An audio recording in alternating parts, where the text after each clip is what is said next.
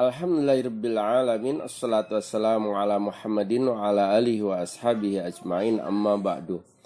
Alhamdulillah, kita panjatkan puji syukur pada Allah Subhanahu wa taala yang telah menganugerahkan nikmat iman dan nikmat Islam kepada kita. Di kesempatan ini saya akan membawakan tema tentang indikator mawadah menurun. Indikator tentang cinta itu mulai memudar. Saya awali dari hadis riwayat Tirmizi.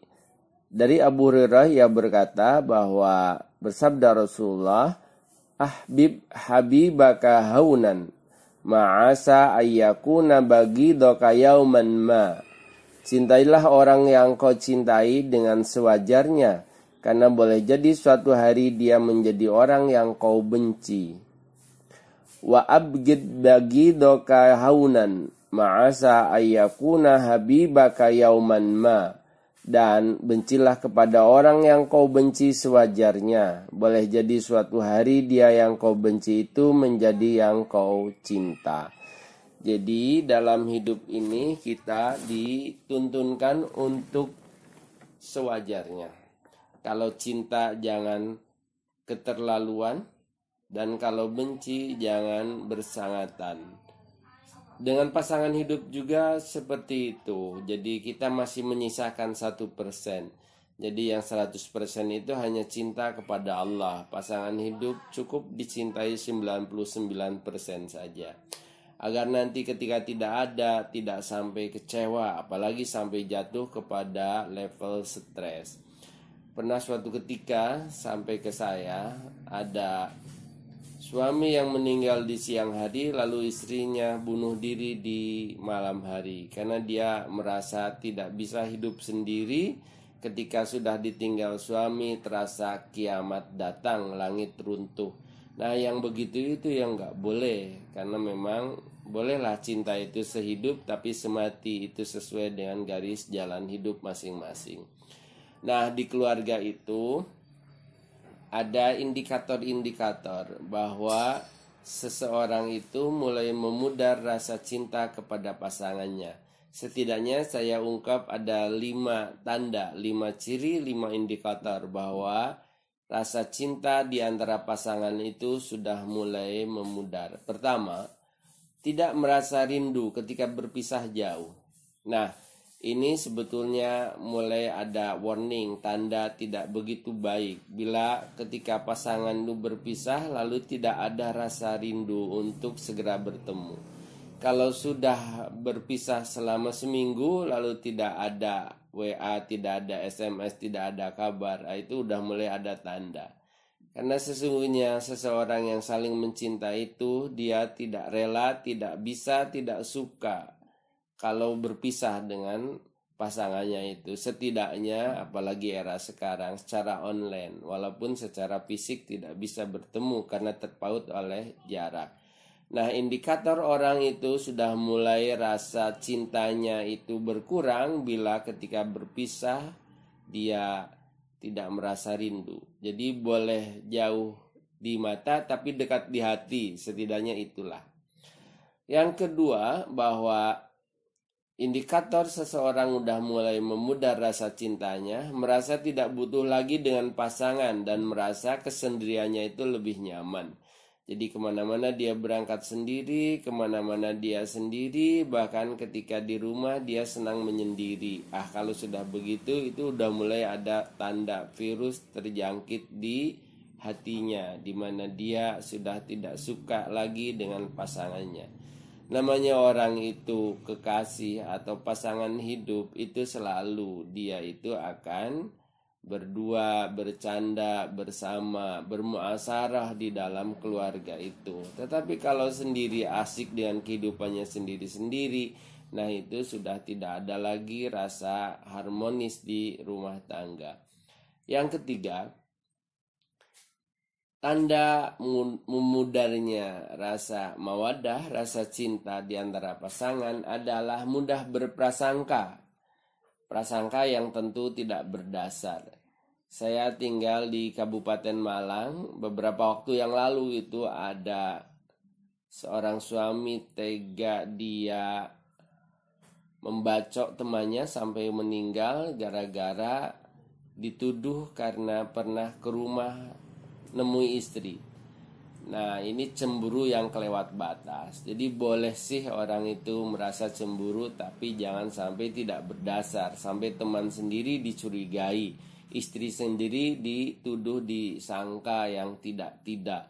Jadi yang proporsional dan rasional dalam hal ini. Jangan mudah berprasangka buruk kepada teman atau kepada pasangan hidup. Yang keempat, tanda memudarnya rasa cinta di keluarga itu ketika sudah mulai diawali dengan dusta. Andai saja ditanya kepada masing-masing suami atau istri apa yang tidak boleh terjadi di dalam rumah tangga, mesti hanya satu jawabannya.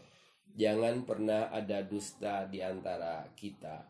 Karena dusta itu menyakitkan kalau diketahui, dan biasanya orang berdusta itu tidak tahu kalau dustanya udah ketahuan. Apalagi udah dustanya itu kesangatan, karena dusta itu bisa ditutupi dengan kedustaan lainnya. Dusta gak bisa ditutupi kecuali dengan tobat dan istighfar lalu minta maaf. Kalau tetap berdusta, dia itu akan menutupi dengan kedustaan lainnya, di mana udah kelihatan dia masih tetap bersikukuh dalam dustanya itu. Nah, dusta atau kebohongan di rumah tangga itu adalah penyebab terjadinya goncangan, bahkan badai di rumah tangga itu. Jangan pernah ada dusta di rumah tangga kalau ingin hidup bahagia, membangun surga di rumah tangga. Yang terakhir, bahwa indikator rasa cinta udah mulai memudar itu adalah ketika mudah tersulut. Jadi dalam masalah kecil, masalah sepele, masalah remeh-temeh itu menjadi tema dan bahasan yang mengundang percekcokan, pertengkaran atau perang mulut. Jadi kalau ada sesuatu yang diduga tidak berkenan, maka sebaiknya satu, diam. Diam itu baik dalam hal ini.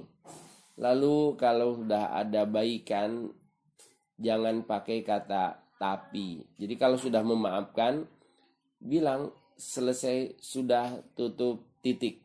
Jangan tapi. Kalau tapi itu dia meriset kembali, atau tapi itu setback kembali. Misalnya, sudah saya maafkan yang tadi itu, tapi ketika ada tapi itu dia sebetulnya tidak memaafkan.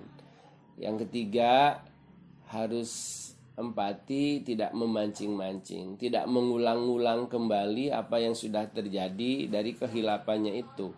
Kalau diungkit-ungkit lagi, dibalik lagi, maka itu namanya tidak memaafkan, dan itu menjadi bahan selanjutnya untuk selalu bertengkar. Yang keempat, utarakan perasaan, jangan dibatin, karena biasanya ibu-ibu atau perempuan itu suka dipendam.